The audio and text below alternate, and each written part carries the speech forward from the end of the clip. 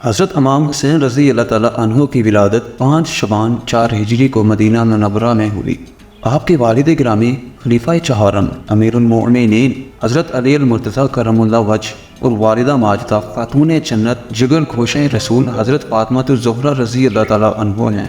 حضور صلی اللہ علیہ وآلہ وسلم نے آپ کا نام حسین اور شبیر رکھا اور آپ کی کنیت ابو عبداللہ اور لقب صبت رسول اللہ اور ریحانۃ الرسول ہے، اور آپ کے برادر معظم کی طرح آپ کو بھی جنتی جوانوں کا سردار اور اپنا فرزند فرمایا۔ مقام غور بات ہے کہ جو جنتی نوجوانوں کے سردار ہیں، بھلا وہ اس فانی دنیا کی حکومت کے لیے کیا جنگ کریں گے۔ حضور صلی اللہ علیہ وآلہ وسلم کو آپ کے ساتھ کمال کی محبت تھی کہ حدیث میں آتا ہے کہ جس نے ان دونوں یعنی حضرت امام حسن اور امام حسین رضی اللہ تعالیٰ عنہ سے محبت کی، اس نے میرے ساتھ محبت کی، اور جس نے ان سے عطاوت کی، اس نے میرے ساتھ عطاوت کی۔ پھر فرماتے ہیں کہ حسین مجھ سے ہے اور میں حسین سے۔ حضور صلی اللہ علیہ وآلہ وسلم نے ان دونوں فرزندوں کو اپنا پھول فرمایا کہ وہ دونوں میں دنیا میں میرے پھول ہیں۔ نبی کریم صلی اللہ علیہ وآلہ وسلم ان دونوں نونہالوں کو پھول کی طرح سونگتے اور سینہ مبارک سے لپٹاتے۔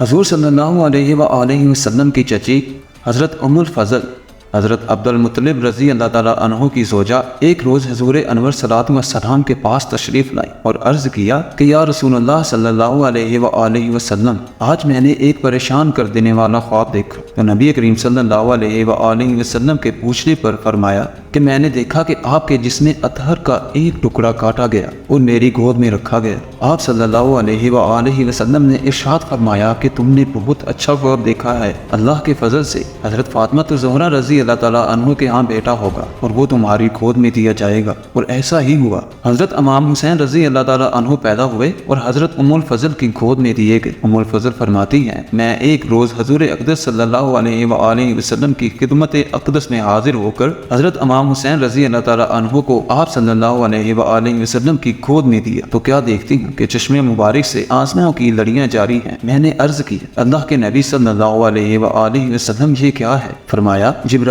علیہ السلام میرے پاس آئے اور انہوں نے یہ خبر دی ہے کہ میری امت اس فرزند کو قتل کرے گی۔ میں نے کہا، کیا اس کو؟ فرمایا، ہاں، اور میرے پاس اس کے مقتل کی صرف مٹی بھی لائے۔ حضرت ام المومنین عائشہ صدیقہ رضی اللہ تعالیٰ عنہ سے روایت کی کہ حضور اکرم صلی اللہ علیہ وآلہ وسلم نے فرمایا، مجھے جبرائیل نے خبر دی کہ میرے بعد میرا فرزند حسین رضی اللہ تعالیٰ عنہ زمین طف میں قتل کیا جائے گا، اور جبرائیل علیہ السلام میرے پاس یہ خبر لے کر آئے ہیں۔ کوفہ کے قریب ایک مقام طف ہے جس کو کربلا کہتے ہیں۔ اس قسم کی حدیثیں بہت زیادہ ہیں۔ کسی میں بارش کے فرشتہ کی خبر دینے کا تذکرہ، کسی میں ام سلمہ رضی اللہ تعالیٰ عنہ کو خاک کربلا تفویض کرنے اور اس خاک کے خون ہو جانے کی علامت شہادت امام رضی اللہ تعالیٰ عنہ قرار دینے کا تذکرہ ہے۔ ایک مرتبہ نبی کریم صلی اللہ علیہ وآلہ وسلم نماز پڑھا رہے تھے کہ جب آپ سجدہ میں گئے تو امام حسین رضی اللہ تعالیٰ عنہ جو کہ ابھی بچے تھے، آپ صلی اللہ علیہ وآلہ وسلم کی پشت مبارک پر سوار ہو گئے۔ آپ صلی اللہ علیہ وآلہ وسلم نے سجدہ طویل کر دیا،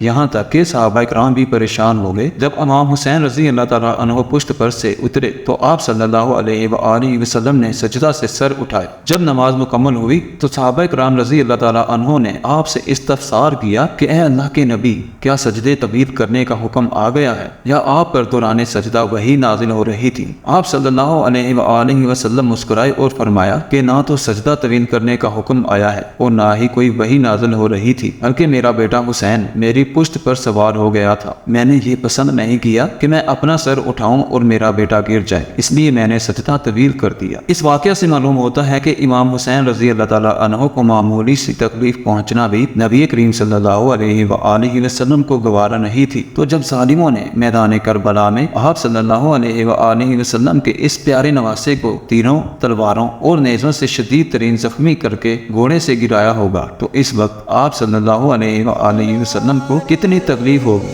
جب امام حسین کے سر کو جس نے اقدس سے جدا کر کے نیزے پر بلند کیا ہوگا، اس وقت قلب رسول صلی اللہ علیہ وآلہ وسلم پر کیا گزر رہی ہو۔ 10 محرم الحرام بروز جمعۃ المبارک 60 ہجری نبی کریم صلی اللہ علیہ وآلہ وسلم کے اس پیارے نواسے کو حالت سجدہ میں نہایت بے دردی اور صفاقی کے ساتھ شہید کر دیا گیا۔